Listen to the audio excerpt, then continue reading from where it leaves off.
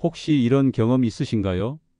아랫배에서 분명 신호가 와서 급하게 화장실로 달려갔는데 아차차 휴대폰을 거실에 두고 온 겁니다. 에이, 금방 나오겠지 싶어 그냥 앉아보지만 이상하게 감감무소식입니다. 분명 들어오기 직전까지만 해도 터질 것 같았는데 말이죠. 그래서 하는 수 없이 다시 옷을 추스르고 거실로 나와 휴대폰을 집어듭니다. 그리고 다시 화장실에 들어가 앉아 익숙하게 화면을 켜는 순간 그제야 다시 장이 움직이는 느낌이 듭니다. 이게 도대체 어찌된 일일까요? 오늘 저는 바로 이 문제, 휴대폰이 없으면 화장실도 못 가는 기막힌 현실에 대해 이야기하려 합니다. 많은 분들이 그저 웃어넘길 수 있는 사소한 습관이라 생각하실지 모릅니다. 하지만 이건 절대 가벼운 문제가 아닙니다. 우리 몸이 보내는 아주 심각한 경고 신호이자 뇌와 장이 서서히 망가져 가고 있다는 증거입니다. 오늘 제 이야기는 단순히 변비 해결법에 대한 것이 아닙니다. 현대인의 삶을 송두리째 병들게 하는 도파민 중독의 덫에서 벗어나 우리 몸의 통제권을 되찾는 방법에 대한 이야기입니다. 이 영상을 끝까지 보신다면 여러분은 지긋지긋한 변비는 물론이고 원인 모를 불안감과 불면증에서도 해방될 실마리를 찾게 되실 겁니다. 특히 오늘 마지막에 알려드릴 단 3분 만에 막힌 장을 뻥 뚫어주는 특급 장이완 호흡법은 제약회사들이 가장 싫어하는 방법이니 오늘 꼭 배워 가시길 바랍니다. 저는 지난 25년간 뇌와 장의 깊은 관계를 연구해온 통합치료 전문의입니다. 이런 제가 처음부터 이런 치료법에 눈을 떴던 것은 아닙니다. 과거에 저는 아주 잘나가는 대학병원 교수였습니다. 늘 시간에 쫓기고 성과에 대한 압박에 시달렸죠. 잠자는 시간을 빼고는 거의 모든 순간 손에서 휴대폰을 놓지 않았습니다. 이메일을 확인하고 새로운 논문을 검색하고 동료들과 메시지를 주고받았죠. 심지어 화장실에 갈 때조차 휴대폰이 없으면 불안해서 견딜 수가 없었습니다. 그러다 결국 제 몸에 탈이 나고 말았습니다. 지독한 과민성 대장 증후군과 변비가 찾아온 겁니다. 아랫배는 늘 가스가 찬 것처럼 더부룩했고 일주일에 한 번 화장실을 가는 것도 큰 고통이었습니다. 온갖 약을 먹어보고 좋다는 영양제를 다 챙겨 먹었지만 소용이 없었습니다. 제 몸인데 제 마음대로 되는 것이 하나도 없다는 무력감에 정말 좌절했습니다. 그러던 어느 날이었습니다. 학회 참석차 방문한 독일의 한 작은 시골 마을에서 우연히 마음챙김과 호흡을 통해 몸을 치유하는 한 노의사를 만나게 되었습니다. 그는 제게 복잡한 처방 대신 아주 간단한 질문 하나를 던졌습니다. 당신의 몸이 진정으로 쉬는 순간이 하루에 단 10분이라도 있느냐고요? 그 질문 앞에서 저는 망치로 머리를 한 대 맞은 듯한 충격을 받았습니다. 단 한순간도 없었습니다. 제 몸과 마음은 잠자는 순간조차 스마트폰 불빛과 전자파에 시달리며 긴장을 멈추지 못하고 있었던 겁니다. 그날 이후 저는 제 삶을 송두리째 바꾸기로 결심했습니다. 화려한 대학병원 교수직을 내려놓고 나와 몸과 마음의 연결고리를 통해 사람을 치유하는 지금의 병원을 열게 된 것입니다. 그리고 그때 제가 발견했던 그 놀라운 원리들을 수만 명의 환자들에게 적용하며 기적 같은 변화들을 목격했습니다. 오늘 그 모든 비밀을 여러분께 아낌없이 알려드리겠습니다. 이야기를 본격적으로 시작하기 전에 얼마 전 제 진료실을 눈물바다로 만들었던 68세 박순자 어머님의 이야기를 먼저 해드려야겠습니다. 박순자 어머님은 무려 7년이라는 긴 시간 동안 말 못할 변비로 고통받아 오신 분이었습니다. 처음에는 그저 나이가 들어 소화가 잘 안 되나 보다 하고 가볍게 넘기셨다고 합니다. 하지만 시간이 갈수록 증상은 점점 심해졌습니다. 일주일에 한두 번 화장실 가는 날은 그야말로 전쟁을 치르는 날이었습니다. 1시간 이상 변기에 앉아 끙끙대며 얼굴이 새빨개지도록 힘을 줘봐도 토끼똥 같은 변이 전부일 때가 허다했습니다. 변비약을 먹지 않으면 아예 소식이 없었고 그마저도 점점 내성이 생겨 약의 개수만 늘어갔습니다. 문제는 여기서 그치지 않았습니다. 아랫배는 늘 묵직하고 가스가 차서 조금만 먹어도 숨이 찼고 피부는 까칠해지고 입에서는 냄새가 났습니다. 가장 고통스러운 것은 여행이나 외출에 대한 공포였습니다. 혹시나 밖에 나갔다가 신호가 올까봐 혹은 새로운 환경에서는 며칠이고 화장실을 못 갈까봐 두려워 친구들과의 여행은 꿈도 꾸지 못하게 되었습니다. 자식들 집에 가는 것마저 부담스러워지면서 박순자 어머님은 점점 세상과 담을 쌓고 집안에 스스로를 가두게 되셨습니다. 좋다는 유산균이며 식이섬유며 자식들이 사다 주는 비싼 영양제도 아무 소용이 없었습니다. 밑 빠진 독에 물 붓기였죠. 그러다 결국 마지막 지푸라기라도 잡는 심정으로 수소문 끝에 저희 병원을 찾아오신 겁니다. 제 앞에서 그간의 서름을 토해내며 펑펑 우시는 박순자 어머님의 주름진 손을 잡으며 저는 확신했습니다. 어머님의 문제는 장이 아니라 뇌에 그리고 잘못된 습관에 있다는 것을요. 제가 박순자 어머님의 생활 습관을 듣고 가장 먼저 경악했던 부분이 있었습니다. 바로 매일 아침 눈을 뜨자마자 침대에서 스마트폰으로 밤새 온 메시지와 뉴스를 확인하는 습관이었습니다. 그리고 아침 식사를 하면서도 휴대폰으로 영상을 보셨고 당연하게도 화장실에 갈 때도 늘 휴대폰을 들고 들어가셨습니다. 어머님은 그저 아침에 뉴스를 보는 것뿐이라고 생각하셨지만 사실 이것은 아침부터 우리 뇌와 장을 망치는 최악의 행동이었습니다. 우리의 뇌는 아침에 가장 민감하고 예민한 상태입니다. 이때 스마트폰의 자극적인 정보들이 홍수처럼 쏟아져 들어오면 우리 뇌의 스트레스 시스템이 과도하게 활성화됩니다. 그렇게 되면 우리 몸의 자율신경계 즉 교감신경과 부교감신경의 균형이 와르르 무너집니다. 교감신경은 우리 몸을 긴장시키고 흥분시키는 역할을 하고 부교감신경은 반대로 우리 몸을 이완시키고 소화시키는 역할을 합니다. 쾌적한 배변 활동은 바로 이 부교감신경이 활발하게 일해야만 가능합니다.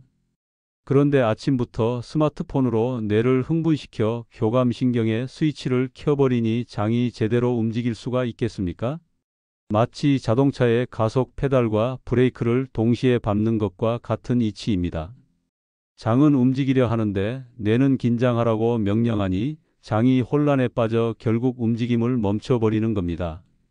더 큰 문제는 화장실에서 휴대폰을 보는 행동 그 자체에 있었습니다. 우리 뇌는 생각보다 단순해서 특정 행동과 보상을 쉽게 연결짓습니다. 화장실이라는 공간에서 스마트폰을 보며 재미있는 영상을 보고 웃고 즐기는 행동이 반복되면 뇌는 이렇게 학습합니다. 아, 화장실은 원래 스마트폰을 보며 즐거움을 얻는 곳이구나. 그러면 배변이라는 본래의 목적은 뒷전으로 밀려나고 맙니다. 배변은 부차적인 것이 되고 스마트폰을 보는 것이 주된 목적이 되어버리는 거죠. 그러니 휴대폰이 없으면 뇌가 즐거움을 얻을 수 없다고 판단하고 장에게 배변 활동을 멈추라는 신호를 보내는 겁니다. 이것이 바로 셀폰장 증후군의 핵심 원리입니다. 담배를 피우지 않으면 불안하고 집중이 안 되는 니코틴 중독과 똑같은 현상이 우리 손안의 작은 기계 때문에 화장실에서 벌어지고 있는 셈입니다. 그런데 박순자 어머님을 더 깊은 수렁으로 몰아넣은 최악의 습관이 두 가지나 더 있었습니다. 그 첫 번째는 바로 변비에 좋다는 잘못된 믿음으로 매일 아침 마셨던 뜨거운 모닝커피였습니다. 물론 커피 속 카페인이 장운동을 촉진하는 효과가 있는 것은 사실입니다. 하지만 그것은 장이 건강하고 편안한 상태일 때의 이야기입니다. 박순자 어머님처럼 이미 스마트폰 중독으로 장이 극도로 예민하고 스트레스를 받은 상태에서는 이야기가 완전히 달라집니다. 이때 들어오는 카페인은 불난집에 기름을 붓는 격입니다. 예민해진 장을 더욱 강하게 쥐어짜서 경련을 일으키고 오히려 장을 꽉 막히게 만드는 겁니다. 실제로 많은 과민성 대장 증후군 환자들이 커피를 마신 뒤에 폭통과 변비가 더 심해졌다고 호소합니다. 제약회사나 커피 회사들은 이런 사실을 절대 먼저 알려주지 않죠. 그저 커피가 장운동에 좋다는 단편적인 사실만 내세울 뿐입니다. 두 번째 최악의 습관은 더 위험했습니다. 바로 안 나오면 힘이라도 줘야 한다는 생각에 매일 변기에서 사투를 벌이는 습관이었습니다. 우리 몸은 그렇게 무식하게 힘으로만 작동하는 기계가 아닙니다. 과도하게 배에 힘을 주면 복부의 압력이 급격히 올라가 항문 주변의 혈관이 터지거나 찢어지기 쉽습니다. 이것이 바로 치질과 치열입니다. 더 무서운 것은 혈압이 높은 어르신들의 경우 순간적으로 뇌로 가는 혈류가 막혔다가 뚫리면서 어지럼증을 느끼거나 심하면 의식을 잃고 쓰러지는 배변 실신이 올 수도 있다는 점입니다. 실제로 화장실에서 쓰러져 응급실에 실려오는 어르신들이 정말 많습니다. 변을 시원하게 보려다가 목숨을 잃을 수도 있는 아찔한 상황인 겁니다. 이 모든 것이 잘못된 정보와 조급한 마음 때문에 벌어지는 비극입니다. 하지만 희망을 잃지 마십시오. 이 지독한 악순환의 고리는 아주 간단한 방법으로 끊어낼 수 있습니다. 박순자 어머님 역시 단 2주 만에 7년간의 고통에서 해방되셨습니다. 제가 어머님께 처방해 드린 것은 비싼 약이나 특별한 시술이 아니었습니다. 그저 오늘 당장 돈 한 푼 안 들이고 실천할 수 있는 3가지 단계의 장해춘 로드맵뿐이었습니다. 지금부터 그 비법을 하나하나 자세히 알려드릴 테니 귀를 기울여 들어보시기 바랍니다. 그 첫 번째 단계는 바로 화장실 구역 제한입니다. 아주 간단하고 명료한 규칙입니다. 첫 일주일 동안은 화장실에 휴대폰을 가지고 들어가셔도 좋습니다. 다만 변기에 앉아서 소변이나 대변이 나오기 시작하는 바로 그 순간 휴대폰을 변기 뚜껑이나 세면대 위로 올려놓는 겁니다. 배변이 완전히 끝날 때까지는 절대 다시 손에 쥐지 않는 것이죠. 이것은 우리 뇌에게 새로운 규칙을 알려주는 과정입니다. 화장실의 주인은 스마트폰이 아니라 배변 활동 그 자체라는 것을 다시 가르쳐주는 겁니다. 처음에는 손이 떨리고 허전할 수 있습니다. 하지만 병원비 수백만 원 아낀다 생각하시고 딱 일주일만 실천해 보세요. 그리고 두 번째 주부터는 아주 단호하게 화장실에 휴대폰을 들고 들어가는 것을 완전히 금지하는 겁니다. 이것이 장해춘을 위한 가장 중요하고 첫 번째인 약속입니다. 두 번째 단계는 불안 달래기입니다. 아마 첫 번째 단계를 시작하시면 많은 분들이 허전함과 불안감을 느끼실 겁니다. 그동안 스마트폰이 주던 끊임없는 자극이 사라지니 뇌가 심심함을 견디지 못하고 안절부절 못하는 거죠. 이 초기 금단 현상을 슬기롭게 이겨내는 것이 아주 중요합니다. 이때 제가 박순자 어머님께 추천해 드린 것이 바로 딱 한 페이지만 읽을 수 있는 시집이나 아주 짧은 수필집을 화장실에 비치해 두는 것이었습니다. 왜 하필 책이냐고요? 책도 글자를 읽는 것이니 스마트폰과 똑같이 뇌를 긴장시키는 것 아니냐고 물으실 수 있습니다. 좋은 질문입니다. 하지만 스마트폰과 종이책은 우리 뇌에 전혀 다른 영향을 미칩니다. 스마트폰의 정보는 단발적이고 자극적이며 끊임없이 새로운 것을 요구합니다. 그래서 우리 뇌를 흥분시키고 긴장시키죠. 반면에 차분한 문장이 담긴 종이책은 우리 뇌를 이완시키고 안정시키는 효과가 있습니다. 특히 서정적인 시나 짧은 글은 감성을 자극해 부교감신경을 활성화하는 데 도움을 줍니다. 딱 한두 페이지만 읽고 내려놓는 겁니다. 이것은 배변을 위한 것이 아니라 스마트폰이 사라진 빈자리를 채워줄 건강한 대체제인 셈입니다. 이 방법으로 일주일에서 2주일 정도 뇌와 장을 부드럽게 달래주다 보면 어느새 휴대폰 없이도 화장실에 가는 것이 전혀 어색하지 않게 될 겁니다. 이제 마지막 세 번째 단계입니다. 바로 몸 리셋하기입니다. 이것은 우리 몸의 생체 시계를 바로잡고 장이 가장 편안하게 일할 수 있는 환경을 만들어주는 과정입니다. 가장 먼저 할 일은 매일 아침 식사 후 20분에서 30분 사이에 딱 10분간 화장실에 가는 시간을 정해두는 겁니다. 이를 저는 화장실 예약이라고 부릅니다. 신호가 오지 않더라도 일단 정해진 시간에 변기에 앉아보는 겁니다. 이것은 우리 몸에게 이제 변을 볼 시간이라고 알려주는 신호와도 같습니다. 이때 절대로 10분 이상 앉아있지 마십시오. 오래 앉아 있는 것은 항문 건강에 아주 해롭습니다. 신호가 안 오면 그냥 일어나서 나오시면 됩니다. 중요한 것은 매일 같은 시간에 시도한다는 그 습관 자체입니다. 그리고 아주 중요한 팁이 하나 더 있습니다. 집에 작은 목욕 의자나 발 받침대가 있다면 변기에 앉을 때 발밑에 두어 무릎이 엉덩이보다 살짝 높아지게 만들어 보세요. 이렇게 하면 우리 장의 마지막 부분인 항문직 장각이 부드럽게 펴지면서 변이 나오는 길이 아주 시원하게 열립니다.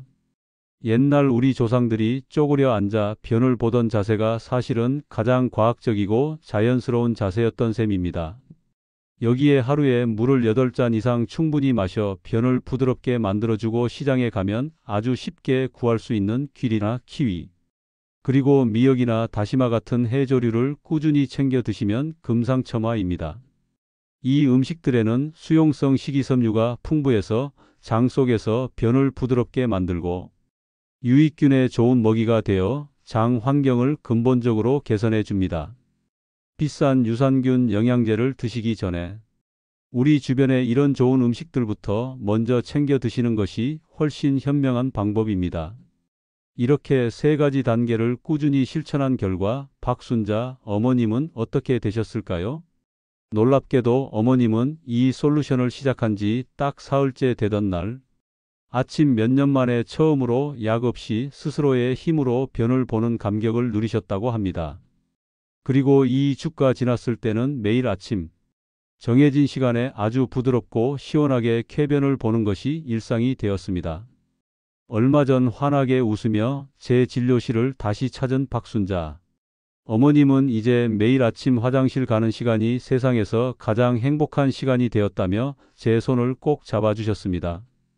더부룩했던 아랫배가 쏙 들어가고 얼굴빛이 환해진 것은 물론이고 이제는 친구들과 맘 편히 여행 계획을 세우고 있다며 소녀처럼 기뻐하셨습니다. 이것이 바로 약물에 의존하는 치료가 아닌 우리 몸 본연의 치유력을 깨우는 근본 치료의 힘입니다. 자, 그럼 이제 여러분과 약속했던 마지막 비법을 알려드릴 시간입니다. 제약회사가 절대 알려주지 않는 비법 돈 한 푼 안 들이고 단 3분 만에 꽉 막힌 장을 부드럽게 풀어주는 특급장 이완 호흡법입니다. 지금 소파나 의자에 편안하게 앉아서 저를 한번 따라 해 보십시오. 먼저 허리를 곧게 펴고 어깨의 긴장을 풀어줍니다.